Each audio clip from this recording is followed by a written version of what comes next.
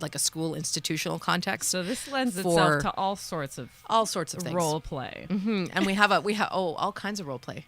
We have actually a classroom at the Ritual Chamber. It's perfect. It's perfect for that kind I of have thing. to say, you're looking very teacherly today. Well, thank you very much. I had to match my implements. You see, exactly. Oh, certain yes. implements have to go with a particular Yes. So vibe. please, the wooden spoon. The wooden spoon. The wooden spoon. You mean you were never chased around your kitchen with a wooden spoon? I mean, like in the last You were week. very well behaved in the last week. Yes. Of course you were. So yeah, wooden spoon is again. These are the kind of disciplinary implements that would have been used in actual punishment contexts in domestic settings. Yes. One of my absolute loves is for authentic punishment implements. Yeah. So like I love tentacles and all those other strange things, but Yeah. I love authenticity, and I love vintage, like a vintage aesthetic. Or an antique aesthetic. And Yes. so it turns me on that these actually would have been used in an original context Yes. for that kind of thing. But then you take them out of that context and you use it in a consensual, Sexy way. with somebody who really loves to experience Just it. really wanting it. Is this just like, is this meant for, like, was this engineered, Made for me. made for you? Yes, it was actually. It was, It was a gift from a client who really enjoys wooden spoons. Yes. And But could you pick up a wooden spoon from anywhere and use it? you could. You just need to make sure it doesn't have any rough edges. So you probably want to sand it down, make sure that one's varnished. Yeah, this one's very nicely varnished. yeah. That is why I kind of asked that question. I'm like, this Yeah. looks a little nicer than Yeah. your basic wooden spoon you get at Kitchen Simplest. Yeah, definitely. It's purpose made. Yes, very purposeful. Yes. But yeah, you can go to any we call them pervertibles, but you can go into any dollar store or in Chinatown, the kitchen supply stores and that kind of thing, and grab wooden spoons or those lovely charcuterie boards. Yes, those cheese boards. Cheese boards. Yes. And yeah. And the hairbrush. And the hairbrush. Absolutely the hairbrush. How many people have been beaten with a hairbrush in an God. actual authentic context? Oh yeah, well that's it. Lots. So many. Lots. That and Yes. the wooden spoon are two favorites. Yeah. So this would have been like, mommy or auntie grabbing the hairbrush and Very putting somebody over their knee. Yes. It's ingenious, really. It is. I mean, they're really making something out of their situation. Yeah, Like, you got to they- use what's around you, you know? You got to get creative, Absolutely. with the punishment. Yeah. And these types of implements that are kind of more broad and flat, what kind of marks are those going to? Those are going to leave like some nice, like round, like egg-shaped Yeah. marks. How long are we going to see those for? Oh, it depends on our how bottoms? hard I hit you. Inquiring minds seem to want to know a lot about these implements. Lovely. But anyway. And these would yes. be used in the schoolroom. They would be used in schoolroom, Where or else might I you? have a Victorian parlor, which Oh, kind of my. replicates like I don't know, like a kind of again a domestic setting, a parlor or domestic setting that would have been in a household, except a little bit more like a brothel-y type feeling because Oh, everything's red and saucy. like opulent and antique looking, and so that's another good place for these things to be utilized. Fucking great. I love it. I'm getting all it's too sorts of much fun. ideas looking at them. All sorts of ideas. Yes. We wanted to talk about, for the second half, sexual magic. Oh yes. Yeah, so like I have two kind of This is like, this is great that this is kind of divided by the two parts, because like this is your other whole world, right? Yeah. So I have two very strange trajectories that my life has taken. One is the trajectory of BDSM and kink, and then the other is a trajectory in terms of spiritual sexuality. And I have been an apprentice to a shamanic spiritual path for almost as long as I've been into kink. So it's been about 15 or 16 years now.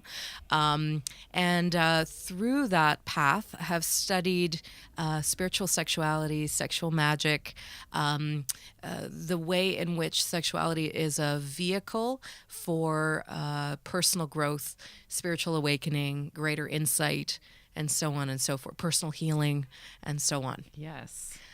So that's like a totally other Love that. other topic. Yeah.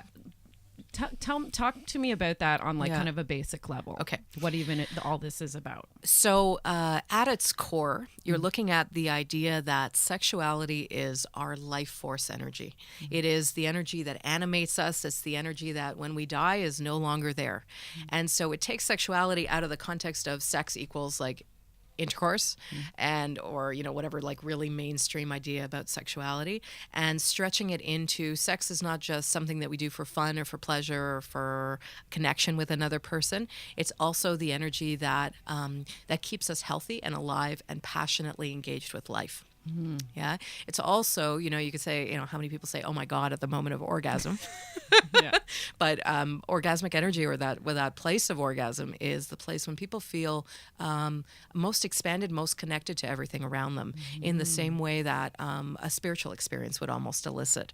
And so there is a lot more to sexuality than most average people would think, and really that we get taught, because it's not anybody's fault. It's just simply that it's our script. It's our script of sexuality to think of it as fitting into this tiny little box.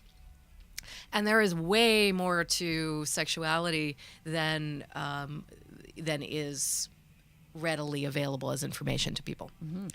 Most people have encountered it. You may have heard about spiritual sexuality through Tantra, which is more of an Eastern tradition of working with sexuality as a vehicle for spiritual enlightenment. But there are many different ways of engaging with sexuality as a spiritual energy. And those ways are? And those ways are asking for a friend. Well, asking for a friend. So I actually have a number of workshops at Good for Her that get into a little bit more about how you can use sexuality for your own healing, for your own personal insight, personal growth, and so on. And they are called Awakening the Temple Priestess, and Sexual Magic for Manifestation. The first is for female-identified people, and the second one is for anybody.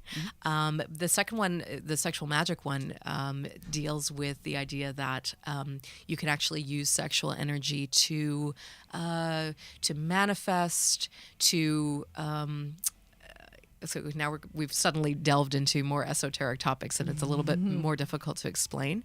But it's like sexual energy is creative energy. Okay, so you can either use it to create a child, or you can use it to draw in something else, an energy, a project, something that you're looking to create. And I feel like people can identify with that, though. After you have a really great orgasm, aren't you ready to just like conquer the world after? That's exactly right. You get out of that bedroom and you're like, what needs to be done? Like, yeah, I want to do something fantastic now. I think a lot of people can identify with that. Exactly that. That, if we talk just simply about sexuality for healing, that when you're saying, I feel better after I have an orgasm, that orgasm has gone through your whole body and cleared out all of the, you could say, energetic debris of your stress, of your cold, your flu, all of the bad days at work you had last week. And you hold all that in your body. And an orgasm is like a recharge. And it just like clears all that out. And then that's why physically, mentally, spiritually, it touches all of that. So like bring on the orgasms. Yeah, bring on the I sometimes give people an assignment. It's like, go and have an orgasm every day. Discipline yourself to have an orgasm every day. Yeah.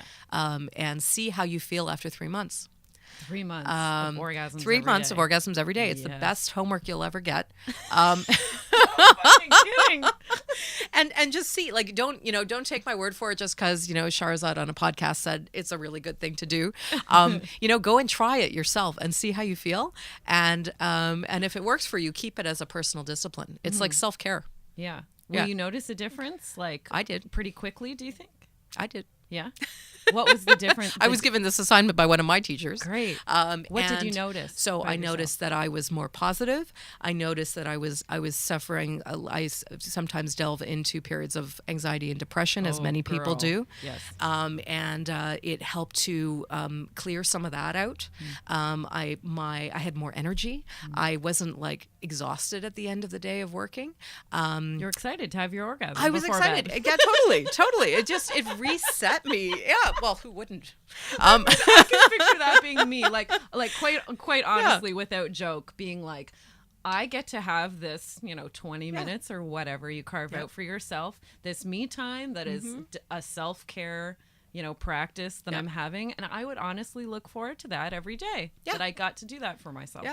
Yeah, because most people make sexuality, if they're super busy or they're stressed or they're anxious, sexuality is like super low on the totem pole, right? It's like the last thing that they prioritize. In actuality, if you prioritize sexuality or you prioritize whatever brings you the most pleasure, it will actually give you energy to do the things that you don't really want to do. So it gives you like extra bonus. Like if it was a video game, your little power gauge would go up. An extra container. That's what you it's get called. An extra life. Yeah. And then you can use that life however you want, So it's like adding to your checking account rather than subtracting from it. Yeah.